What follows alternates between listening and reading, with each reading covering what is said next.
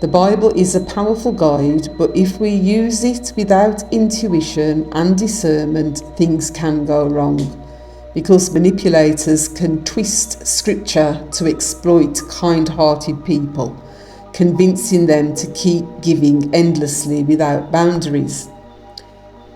If you keep doing that, you'll end up drained, miserable, and resentful.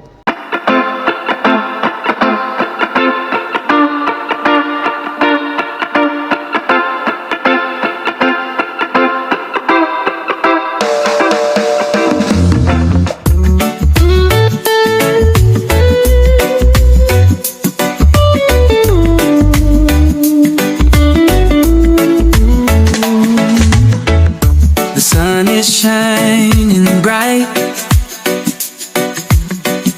the beach is calling out my name,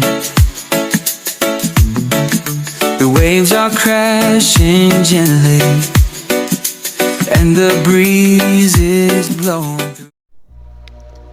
Hi everyone, welcome back to Denise's Island Dream. If you're watching for the first time, thank you for stopping by.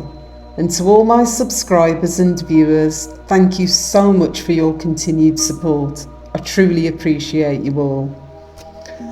Over the years, I've learned that there are two types of people when it comes to kindness. The givers, who are genuinely kind, and the takers, who take advantage of kindness. I'm sure many of you watching have been exploited because of your kind nature. I know I have. And today I want to share how those experiences affected me and what I've learned about dealing with the takers who cross our path. Being kind is not just good, it's godly. Luke 6:35-36 reminds us, love your enemies, do good and lend, hoping for nothing in return, and your reward will be great, for he is kind to the unthankful and the evil. Therefore be merciful, just as your Father also is merciful. And Matthew 5:45 says, for he makes his sun rise on the evil and on the good, and sends rain on the just and on the unjust. Both scriptures tell us that ungrateful and even wicked people will cross our paths. The more I get to know God is the more I realise He's all about balance. The Bible is a powerful guide, but if we use it without intuition and discernment, things can go wrong, because manipulators can twist scripture to exploit kind-hearted people, convincing them to keep giving endlessly without boundaries. If you keep doing that, you'll end up drained, miserable, and resentful. And that helps no one. It only strengthens the manipulator's behaviour. The truth is, we are responsible for setting boundaries and protecting our peace.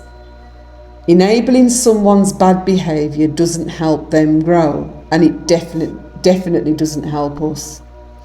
When we first meet people, they often show their best side, but everyone has both light and darkness within them. I'm always mindful of that, especially with new people I allow into my life. Jeremiah 17:9-10 says, the heart is deceitful above all things and desperately wicked. Who can know it? I, the Lord, search the heart and test the mind. So since I started walking the truth path in 2020, and I like to say 2020 means vision, God has given me the ability to see through people's intentions. I call it discernment. It doesn't take me long to notice patterns anymore. I usually give people the benefit of the doubt, but when the same behaviours keep repeating and they refuse to confront their dark side, I know it's time for them to leave my life. We all have a shadow side, and I work constantly to face mine whenever it surfaces. God allows certain situations to keep reappearing until we learn the lesson. That's how we grow spiritually, through refinement. Along this journey, you'll meet people who test your faith, often manipulators or narcissists, and it's up to you to know when to let go. Some people enter your life with hidden agendas. They act supportive, but over time their true nature reveals itself. They start asking for small favours, small amounts of money, and before you know it, it becomes frequent.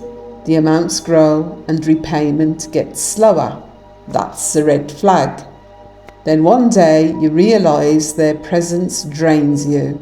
You no longer feel comfortable around them, and your home, your sanctuary, doesn't feel peaceful anymore.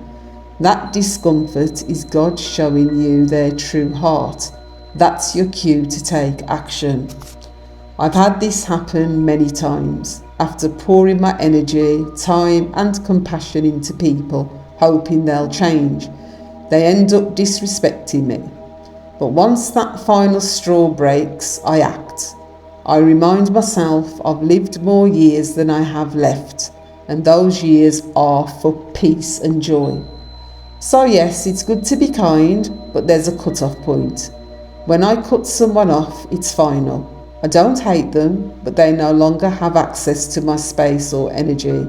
Their privileges have expired, and it's hi and bye from a distance. The peace and relief that follows are indescribable. I thank God every time for His divine protection and the wisdom those experiences bring.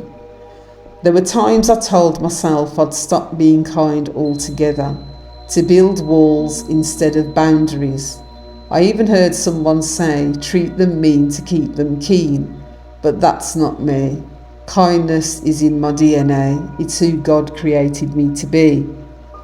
Everyone has kindness within them because the Spirit of God dwells in us all, even in those with bad intentions. If everyone could tap into that divine goodness, there would be no unkindness in this world. But until that happens, I will protect my peace fiercely. Anyone who disturbs my joy or tries to drain my energy simply cannot stay.